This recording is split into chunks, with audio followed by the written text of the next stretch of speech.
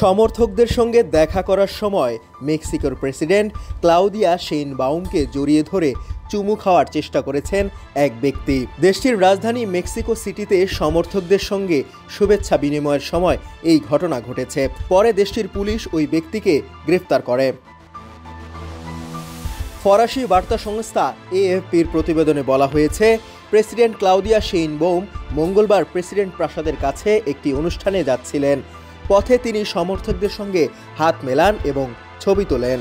সামাজিক যোগাযোগ মাধ্যমে ছড়িয়ে পড়া ভিডিওতে দেখা যায় এক ব্যক্তি প্রেসিডেন্ট ক্লাউদিয়ার কাছে এসে কাঁধে হাত রাখেন এবং অন্য হাতে কোমর ও বুক স্পর্শ করে তার গলায় চুমু খাওয়ার চেষ্টা করেন। পরে প্রেসিডেন্টের নিরাপত্তা দলের এক সদস্য এগিয়ে এসে ওই ব্যক্তিকে সরিয়ে দেন। প্রত্যক্ষদর্শীরা বলছেন ওই ব্যক্তি মদ্যপ ছিলেন বলে মনে হচ্ছিল।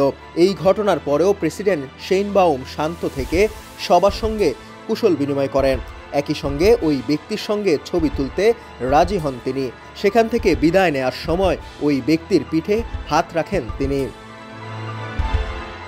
দেশটির প্রেসিডেন্টের নিরাপত্তায় নিয়োজিত কর্তৃপক্ষ বলছে ওই ব্যক্তিকে গ্রেপ্তার করা হয়েছে। এই ঘটনার পর মেক্সিকোর নারী বিষয়ক মন্ত্রণালয়ের সিতলালি হার্নান্দেজ প্রতিক্রিয়া জানিয়েছেন। প্রেসিডেন্ট শেইনবাউম দেশটিতে এই মন্ত্রণালয় প্রতিষ্ঠা করেছেন। সিতলালি হার্নান্দেজ বলেছেন, আজ আমাদের প্রেসিডেন্ট যে ধরনের আচরণের শিকার হয়েছেন আমরা তার নিন্দা জানাই।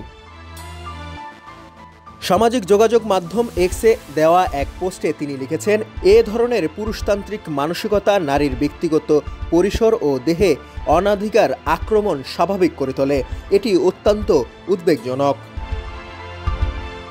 জাতিসংঘের নারী বিষয়ক সংস্থা ইউএন উইমেনের তথ্য অনুযায়ী মেক্সিকোর 15 বছর বা তার বেশি বয়সী নারীদের 70% জীবনে অন্তত একবার যৌন হয়রানির শিকার হয়েছেন।